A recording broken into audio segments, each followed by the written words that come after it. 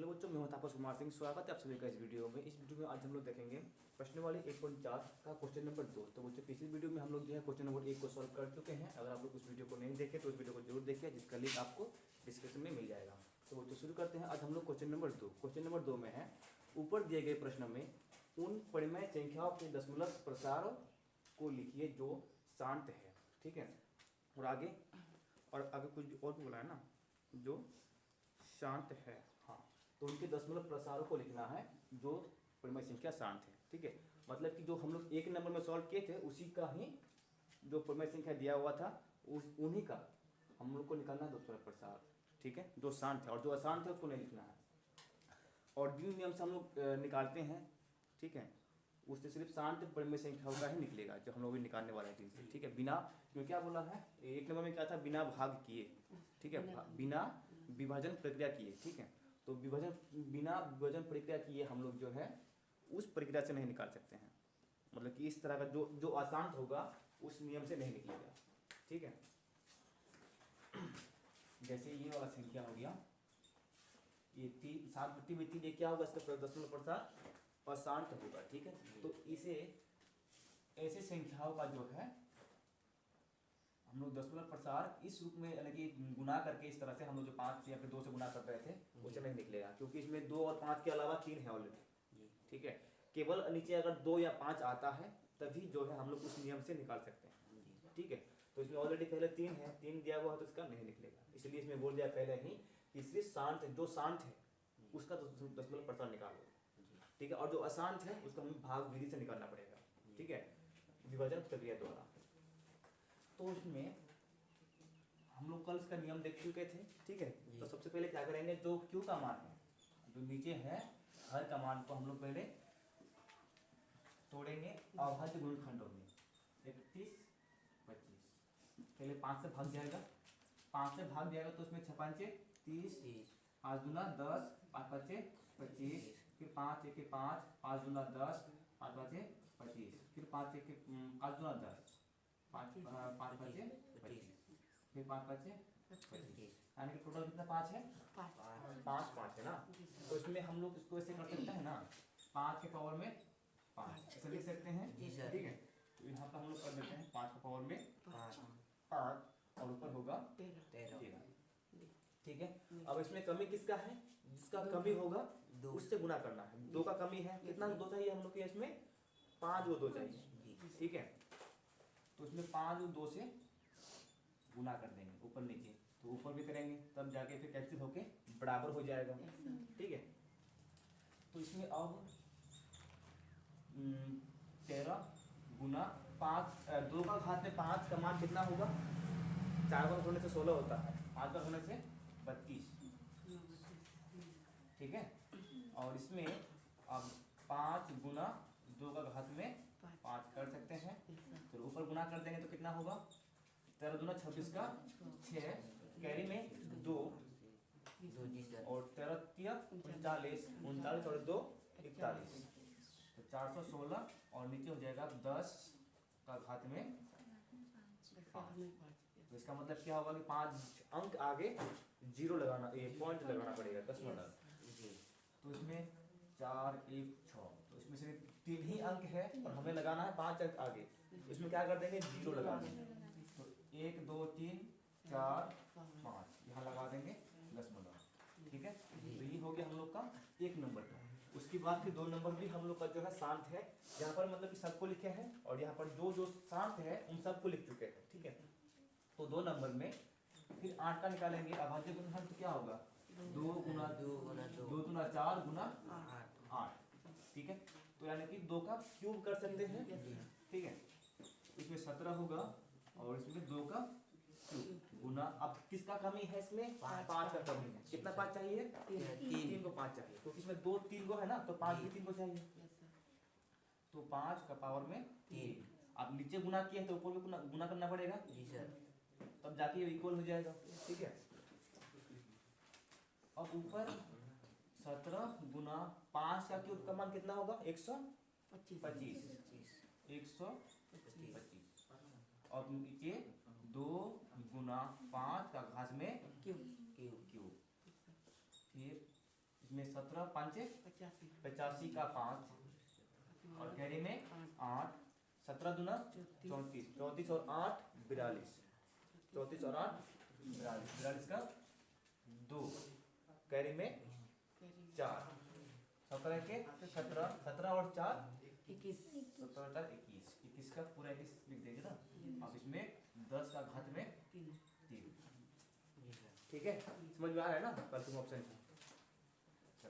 अब इसलिए 10 का घात में 3 जीरो है, मतलब कि इसमें ये कितना है 1000 है, ठीक है। तो इसका मतलब ये होगा कि ऊपर जितना अंक है उतना अंक के आगे 10 लगाएंगे, पॉइंट लगाएंगे, ठीक है।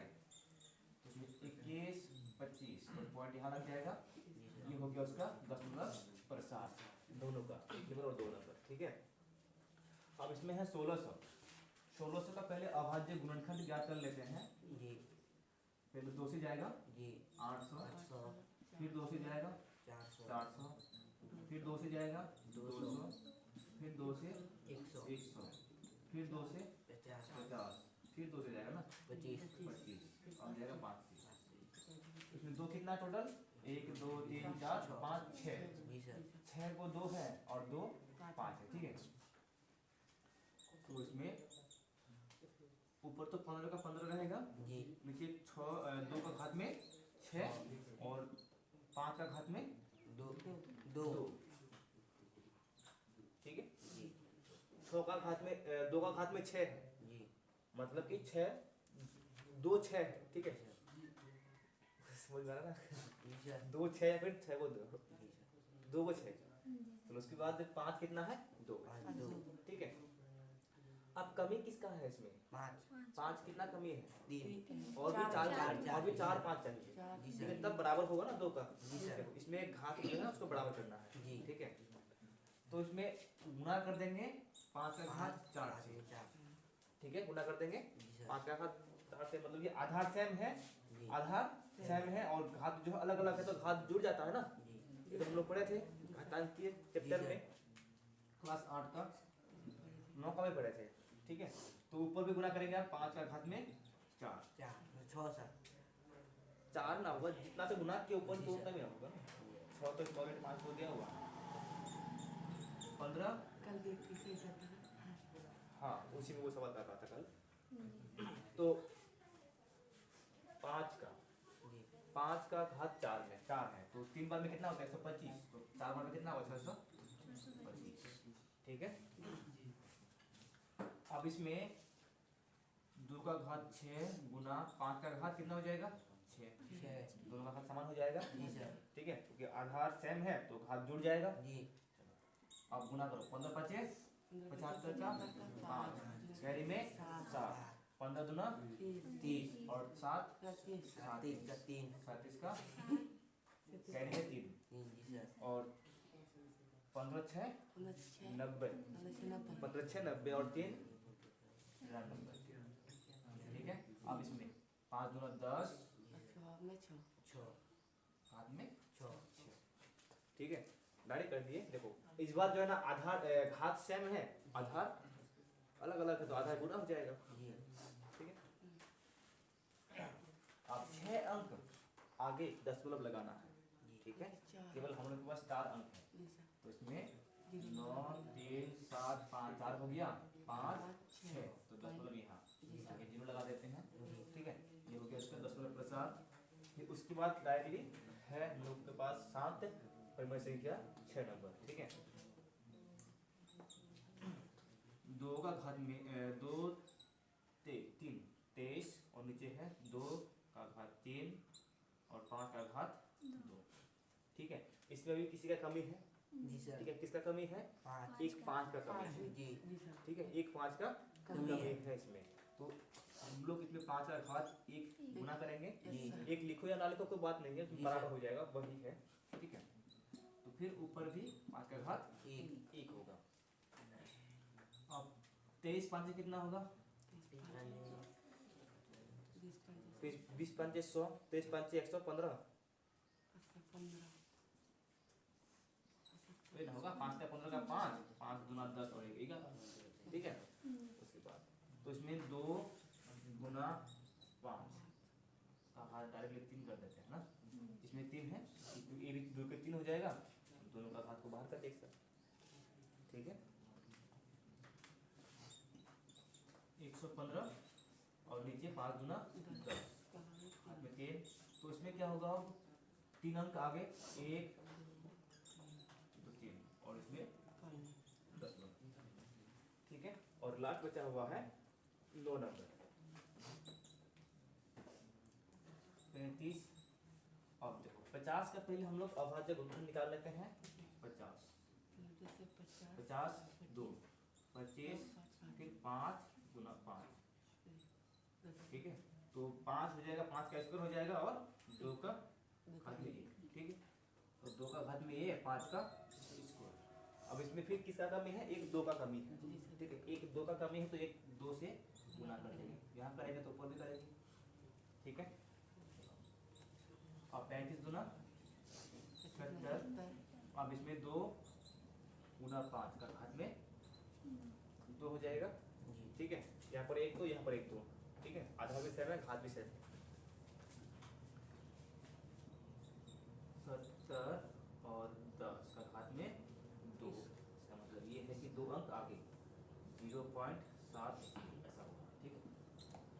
इसको उतार लो, 2 नंबर हम लोग का जो है कंप्लीट हो गया, ठीक है। तो उसके बाद हम लोग देखेंगे क्वेश्चन नंबर 3। फिर से क्वेश्चन नंबर 1 और 2 का जो है ना 8 नंबर देख लेते हैं, जिसमें हम लोग गलत सॉल्व किए थे, ठीक है। तो 8 नंबर में 8 में क्या था, 8 नंबर में क्या था 6/15 था, ठीक है ना। तो उसमें अगर हम लोग देखेंगे ध्यान से तो ऊपर नीचे जो है ना ये कुछ उभयनिष्ठ है, कॉमन है, ठीक है। मतलब कि जब भी p/q के रूप में रहेगा ना तो पहले देख लेना कि वो दोनों संख्या जो है सहअभाज्य है या नहीं, ठीक है। अगर सहअभाज्य है तभी आप लोग जो है इसमें सॉल्व करके शांत या शांत हर को देख के बता सकते हैं, ठीक है। अगर ये सहअभाज्य नहीं है तो हो सकता है कि नीचे जो आप देख के बनाएंगे तो वो गलत हो सकता है। तो जैसे हम लोग इसमें ध्यान नहीं देते कि सहअभाज्य है या नहीं, तो अभी हम लोग देखते हैं कि दोनों में जो है ना 3 कॉमन है, तो 3 से दोनों भाग जाएगा, ठीक है। तो ये 5 भाग में 3 गुना 6 होगा, ठीक है।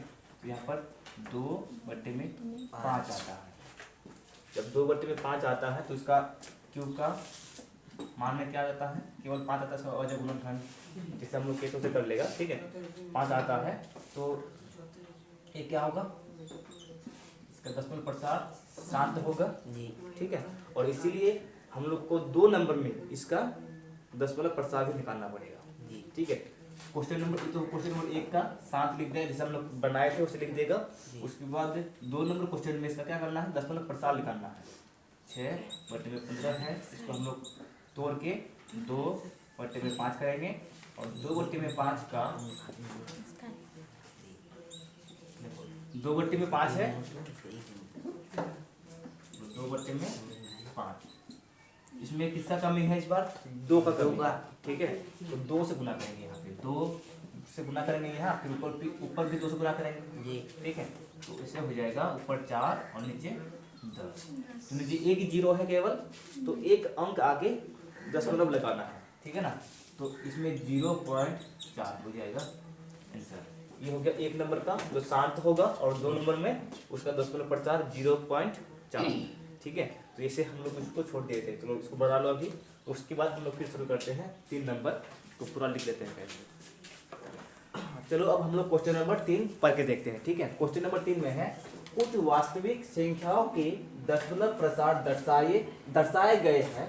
प्रत्येक स्थिति के लिए निर्धारित कीजिए कि यह संख्या परिमेय संख्या है या नहीं।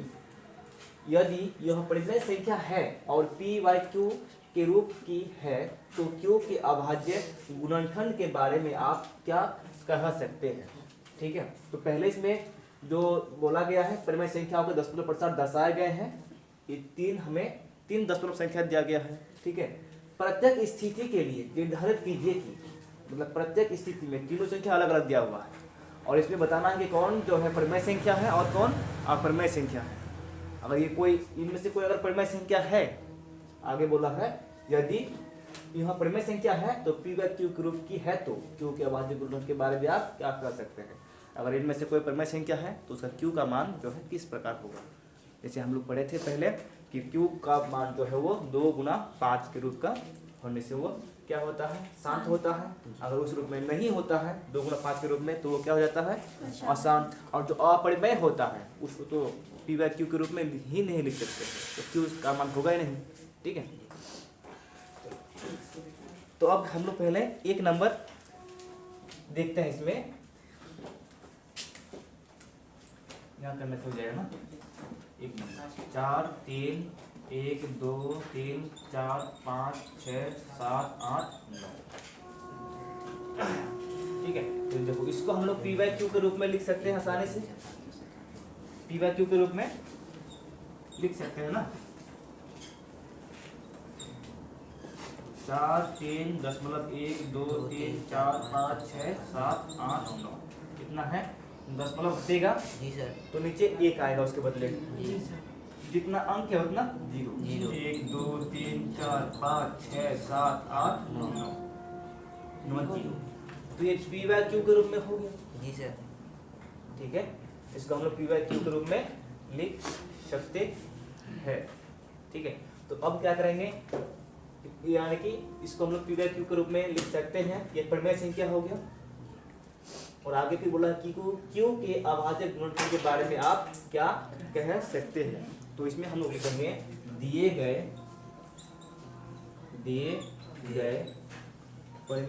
दशमलव संख्या, दशमलव प्रसार, दिए गए दशमलव प्रसार क्या है, शांत होगा इसमें। ठीक है, क्योंकि इसको पी बाय क्यू के रूप में लिख सकते हैं। ठीक है, तो उसका दशमलव प्रसार शांत अभी बता सकते हैं।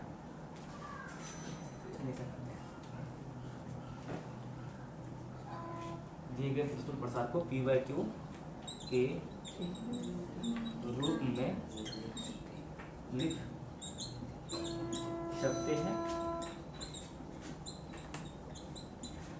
लिख सकते हैं। ठीक है, और इसका दशमलव प्रसार शांत है। दिए गए दशमलव प्रसार को पी बाय क्यू के रूप में लिख सकते हैं। और क्यू का मान देखो, क्यू का मान कितना है इसमें, 1000 देखिए 10 जीरो और 9 जीरो, 3 4 5 6 7 8 9 9 जीरो है ना। यानी कि इसमें क्या हो जाएगा, क्यू का मान 10 का घात में 9 होगा। ठीक है, 10 का घात में 9 होगा, तो इसको हम लोग 2 गुना 5 का घात में 9 से लिख सकते हैं। ठीक है, आगे ले जाएंगे तो इसमें हम लोग 2 का घात में 9 और 5 का घात में 9 कर सकते हैं। ठीक है, यानी कि इसमें दिए गए दशमलव प्रसार को पी बाय क्यू के रूप में लिख सकते हैं। इसलिए क्या हो जाएगा ये, इसलिए यह परिमेय संख्या है। ठीक है, इसलिए यह परिमेय संख्या है। और क्यू का मान जो है 2 गुना 5 के रूप में हो गया। तो इसलिए क्या हो सकता है, अतः हम लोग कह सकते हैं कि ये जो है,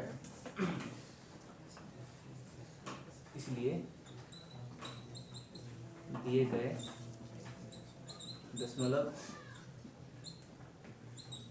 प्रसार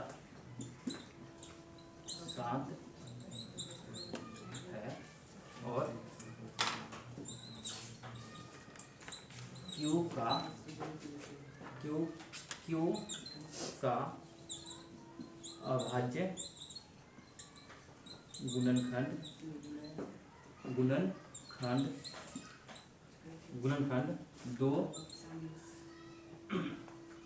2 का घात में n गुना 5 का घात में n के रूप का है। ठीक है, इतना कर देना है। उसके बाद 2 नंबर में क्या है, 2 नंबर देखते हैं यहाँ। ठीक है, 2 नंबर में है 0.120।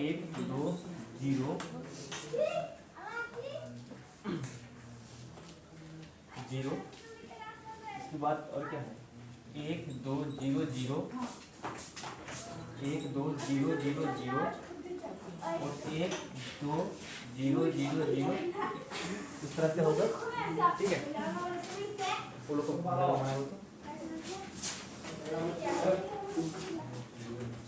अब यहाँ देखो, इसमें ये जो संख्या है इसको हम लोग p/q के रूप में लिख सकते हैं क्या?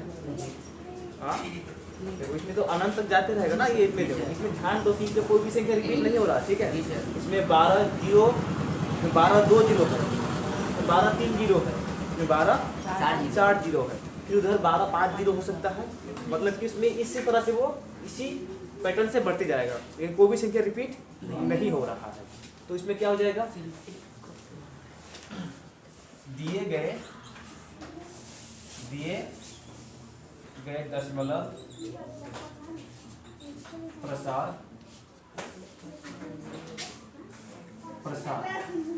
ठीक है, क्या होगा, अशांत अनावृत्ति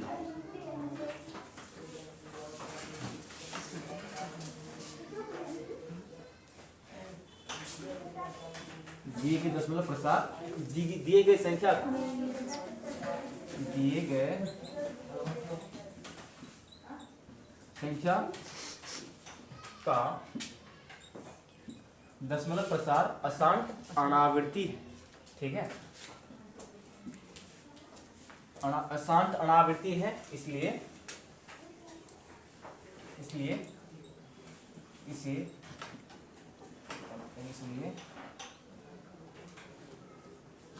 यह संख्या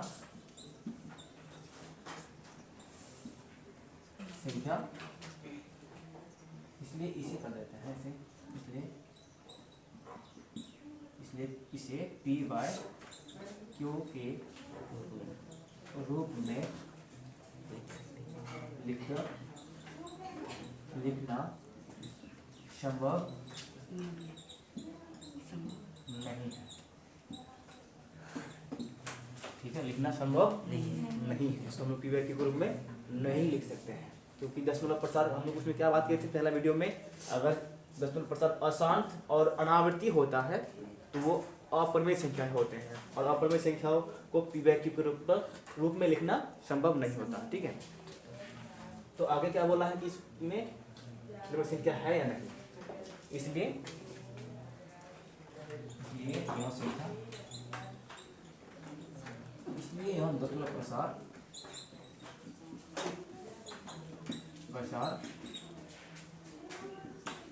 अपरिमेय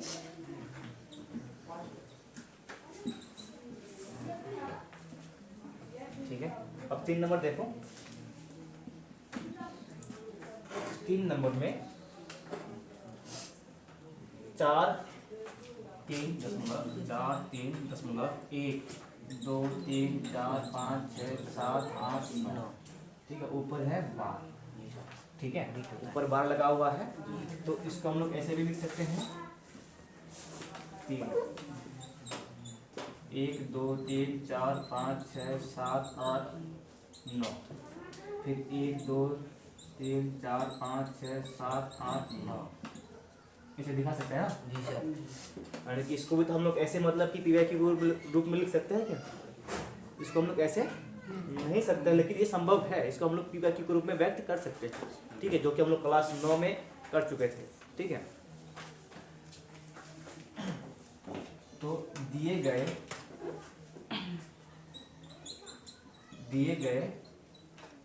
उसमें रिपीट हो रहा है ना, तो रिपीट हो रहा है, हम लोग क्या कहते हैं, आवृत्ति कहते हैं, और अशांत आवृत्ति है। दिए गए संख्या का दशमलव प्रसार, दिए गए संख्या का दशमलव प्रसार अशांत आवृत्ति है, इसलिए इसे p/q के रूप में लिखना संभव ठीक है, इसको हम लोग पी बाई क्यू के रूप में लिख सकते हैं। ठीक है, और इसका क्यू का मान क्या होगा, क्योंकि ये दशमलव प्रसार जो है अशांत है और आवृत्ति है, अशांत और आवृत्ति है। क्या लिखना संभव है, ये वाला के रूप में लिखना संभव है। ठीक है, दी गई संख्या का दशमलव प्रसार अशांत आवृत्ति है, इसलिए इसे पी बाई क्यू के रूप में लिखना संभव है। तो ये परिचय से क्या हो गया आपका, यह परिमेय संख्या है। अब क्यू का मान में क्या होगा, इसलिए क्यू का मान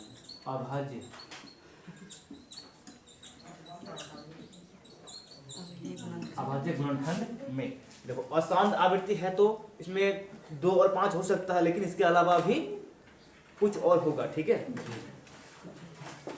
अभाज्य गुणनखंड में 2 का घात में n गुना 5 का घात में m के अतिरिक्त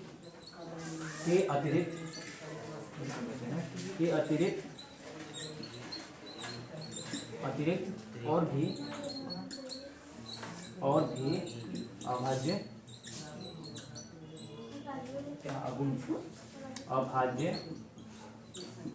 गुणनखंड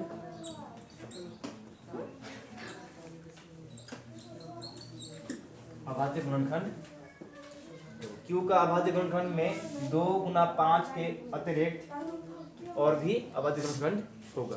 ठीक है, ठीक है, इतना हो गया। इसमें क्या बोला था प्रश्न में, पहले लिखना है दशमलव प्रसार दर्शाइए कि प्रत्येक स्थिति में निर्धारित कीजिए और संख्या परिमेय है या परिमेय है। तो इसमें हम लोग दिखाते हैं कि ये संख्या परिमेय है। ठीक है, दिए गए दशमलव प्रसार को पी बाई क्यू के रूप में लिखा जा सकता है, इसलिए यह परिमेय संख्या है। और क्यू का जो क्यू को हम लोग 2 गुना 5 के रूप में लिख सकते हैं। ठीक है, दिए गए दशमलव प्रसार का प्रसार शांत है और इस क्यू का अभाज्य गुणनखंड 2 का घात में n गुना 5 का घात में n के रूप का है। और दूसरा संख्या है, इसमें दिए गए संख्या का दशमलव प्रसार अशांत और अनावृत्ति होता है। जब अशांत और अनावृत्ति होता है तो इसे हम लोग पी बाई क्यू के रूप में नहीं लिख सकते हैं, तो यह दशमलव प्रसार अपरिमेय है। ठीक है, तो उसको हम लोग उसके बारे में, तो क्यू का मान तो करना ही नहीं है, क्योंकि इसमें परिमेय होगा तभी बताना है क्यू के बारे में। ठीक है, अब इसमें 3 नंबर में दिए गए संख्या का दशमलव प्रसार अशांत और आवृत्ति है, इसलिए इसे पी बाई क्यू के रूप में लिखना संभव है, अतः यह परिमेय संख्या है। ठीक है, अब बताना है क्यू के बारे में, अगर परिमेय संख्या है तो क्यू के बारे में बताना है कि क्यू का अभाज्य गुणनखंड में 2 गुना 2 का घात में n गुना 5 का घात में n के अतिरिक्त और भी अभाज्य गुणनखंड होगा। ठीक है, ये हो गया हम लोग का 3 नंबर कंप्लीट करने की, प्रश्न वाले 1.4 कंप्लीट। उसके बाद हम लोग का और भी है क्या उसमें, अब दूसरा चैप्टर। ठीक है।